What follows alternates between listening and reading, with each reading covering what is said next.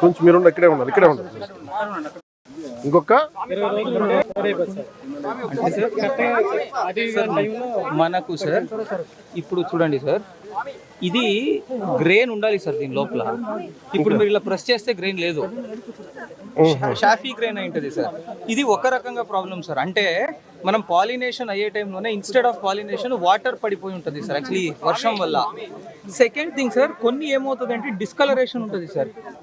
అంటే సార్ చూడండి సార్, ఇది ఉంది హోల్ ఉంది, కానీ ఇక్కడ కలర్స్ చూడండి sir, colour has started to change. Before it turn gold ఇలా అయిపోతుంది సార్ యాక్చువల్లీ. పాలు వచ్చేసింది సార్. అంటే గ్రెయిన్ పాలు హార్డన్ అయితే గింజ అవుతుంది సార్. అది 15-20 days అయి ఉంటే మొత్తం క్రాప్ వాళ్ళకి చేతికి వచ్చేసింది సార్.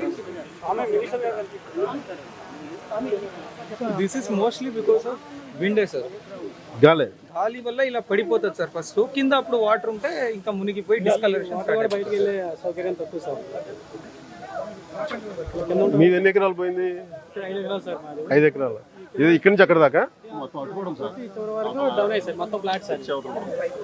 ఎకరాలు ఉంది. కొట్టు వరకు 30 ఎకరాలు మొత్తం కౌలా. కౌలు వచ్చి ఎకరానికి వచ్చి 18 బస్తాలు ఉంటాయి సార్. కౌలు. ఇంకొక విషయం ఏంటంటే సార్, వాళ్ళు చెప్పేది ఇది మామూలుగా కోత అయితే మిషన్తో కోయదు, కానీ ఇది మిషన్తో ఇప్పుడు కోయలేరు.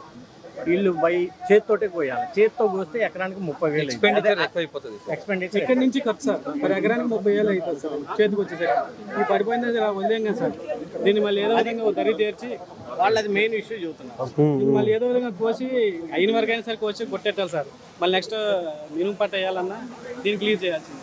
ఇలా వదిలేసేనేమో ఈ 5 బత్తాలు ఏదన్నా అయినా పైకందులు ఎక్కడికి ఉంచున్నా అవి కూడా మనకి అట్లాగా ఇక్కడ నుంచి ఖర్చే 30,000 సార్. ఎకరానికి వచ్చి ఇది కోసి కట్టి వదులు తిప్పి మళ్ళీ కుప్పను కూర్చి అవి మళ్ళీ చేతికి వచ్చేసరికి 30,000 ఖర్చు అయిపోతుంది కుప్పేసి. అదే నుంచి ఉంటే మిషన్ కోతకు వస్తే సార్ ఒక ఎకరానికి వచ్చేసరికి 3,000-4,000 రూపాయలు ఎకరానికి వచ్చి మిషన్ ఖర్చుతో ఒడ్డుకు వచ్చేస్తుంది. ఏమంటే అవి పచ్చి ఒడ్డు మిల్లుకి మా సొసైటీ ద్వారా బ్యాంకు ద్వారా. Yes sir, every field will be enumerated sir. Already app ఇచ్చారు సార్ యాక్చువల్లీ. ఇంకా 2-3 daysలో ఎన్యూమరేషన్ కంప్లీట్ చేస్తాం sir. I think that in 4-5 days they should be getting compensation.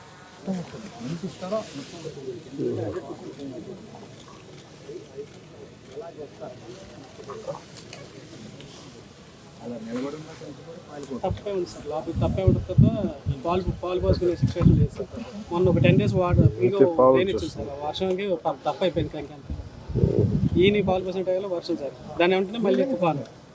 ఈ తుఫాన్ బాగా బీభత్సమైన గాలికి మొత్తం బ్లాక్ సార్. పూర్తి టోటల్ డ్యామేజ్ సార్. దీనిలో పనికి వచ్చేది కూడా ఏం లేదు సార్.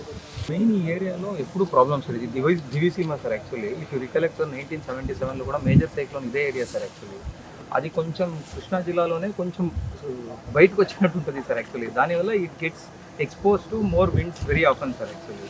దానివల్ల వేరే చోటు ఉన్న ఇంపాక్ట్ కన్నా ఇక్కడ ఇంపాక్ట్ ఎక్కువ ఉంటుంది సార్. ఇప్పుడు డిస్ట్రిక్ట్లో సార్ మనకు టోటలీ పడిపోయిన చెట్లలో దాదాపు 80% చెట్లు ఇదే ఏరియా సార్. ఇంకొక 3-4 మండల్స్లోనే ఉన్నాయండి. So they are very vulnerable sir. Sir outfalls గత ప్రభుత్వం దాన్ని నెగ్లెక్ట్ చేసింది. అవుట్ ఫాల్స్ గేట్లు మీరు కూడా అవునవునవునవును అది 38 కోట్లతో గవర్నమెంట్కి వెళ్ళింది. అది అయితే తప్ప 5,000 ఎకరాలు వాళ్ళ సముద్ర నీరు వచ్చి పంట పండించుకుంటారు సార్. కాన్సెప్ట్ ఏమంటే సార్, ఈ డ్రైనేజ్ మురికి కాలువ వాటర్ సముద్రానికి వెళ్ళాలి సార్. ఈ అవుట్ ఫాల్స్ లూయిస్ ఉంటే ఇది వెళ్తాది అక్కడి నుంచి కాదు. బట్ ఇప్పుడు అవుట్ ఫాల్స్ లూయిస్ లేదు కనుక we cannot control sea water intruding into drainage sir. దాని వల్ల కూడాను ఇనండేషన్ ఎక్కువైపోతుంది సార్. అప్పుడు పంట నష్టం ఎక్కువవుతుంది సార్. అందులో సముద్ర మట్టాలు పెరుగుతున్నాయి సార్. దానివల్ల కూడా అంటే సముద్రం నీరు ఇటు వచ్చేస్తుంది. కోటు వచ్చేస్తా ఉంటుందా? కోటు వచ్చినప్పుడు వాటర్ కిందకి వెళ్తుంది సార్. జగదట్టేసినప్పుడు ఈ పొలాల నీరు బయటకు వెళ్ళదు సార్. ఎలా 2 మండలాల్లో చేస్తుంది. పర్మనెంట్ సొల్యూషన్ మళ్ళీ కట్టడానికి వస్తుంది.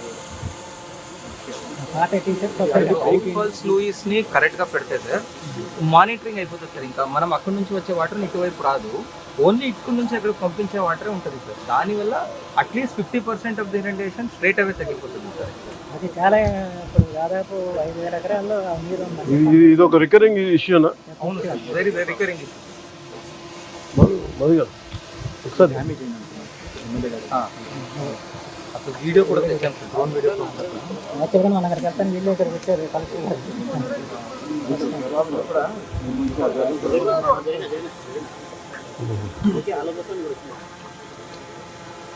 అన్ని తీసి మళ్ళీ కొత్త కట్టి గేట్లు పెట్టాలండి.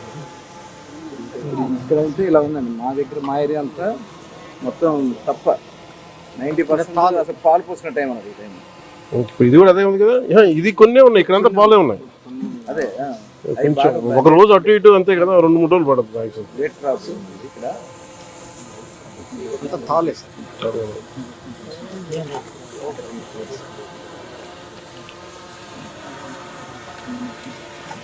మనకి అలాగే ఇప్పుడు ఫస్ట్ ప్రైమరీ మనకు ఒక కాంపెన్సేషన్, రెండు we had find solution. Permanent at least ఒక 60% తగ్గుతుంది కదా. వాటర్ అన్ని రోజులు ఉండడానికి కూడా కారణం వెనక్కి పోటు సార్. యాక్చువల్లీ అప్పుడు సముద్రం was not observing the water sir. Actually అప్పుడు అంటే అప్పుడు అఫ్కోర్స్ సార్ అప్పుడు పౌర్ణమి అది ఉంటుంది. బట్ ఇక్కడ సిమిలర్ ఇక్కడ వేరే టైంలో కూడా అది వచ్చేస్తుంది. నీరు వస్తూ ఉంటే ఈ నీరు అట్లా వెళ్తుంది కదా. అంతే కదా. ఒకసారి దీన్ని ఒక మీటింగ్ కూర్చున్నాం సార్. లాస్ట్ టైం కూడా మరి 14 పోస్ట్ ఇచ్చేస్తారు. ఇది కూడా రిజాల్వ్ రైతు అండి మాకు ఆధారం ఏముంటుందా, ఆధారం ఉంటుందా మాకు బతుకోవాలి మేము. మీ పేరు బాగున్నాయి మీరు ఎంత కాల్ చేస్తారు? 5 ఎకరాలు ఉన్నారా రైతులు మాకేం ఇవ్వరు.